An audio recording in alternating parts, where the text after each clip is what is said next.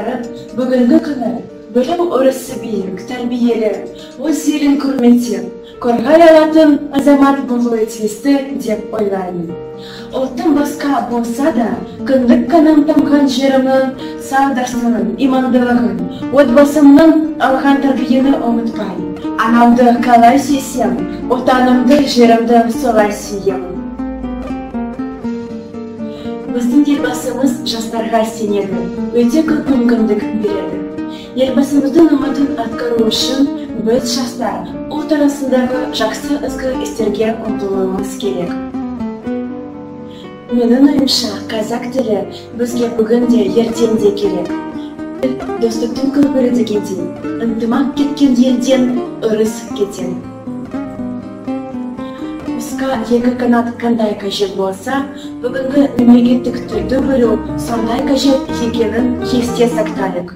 Қасына шығып алып, қызарта өтін басына. Жаратқаннан ұлы демеу сұрады. 3 күн, 3 түн жалбарынып жылады. О, Тәңірім, санам мыңға шайлықты. Бердің маған болманда жоқ байлықты. Адам аз. Қазақ тілін дұрыс үйрену үшін отбасынан, әке-шешеден бастау керек. Менің ата-анам осы қазақ тілін құрметтеуге үйретті.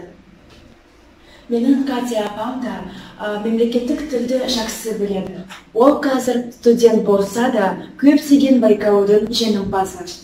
Мен Савченко Екатерина, қазір Нұр-Сұлтан қаласындағы Астана медициналық университетінде оқимын. Менің көптеген достарым шетелге оқуға кетті, ал мен өз елімнің мақтанын тұтамын. Елге құрмет, тілге құрмет дегендей, қазақ тілінде жақсы меңгердім, көптеген байқаулардың жеңімпазы болдым. Осы тіл арқылы мен қазақ халқының мейірімділігін ұқтым. Арманым білікті дәрігер болу, өз елімнің мақтанышы болсам деп армандаймын. Қазақ тіліне деген құрмет біздің отбасылық тәрбие.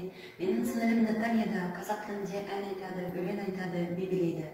Тілдің болашағын біздің қолымызда, ұмытпайық достарым.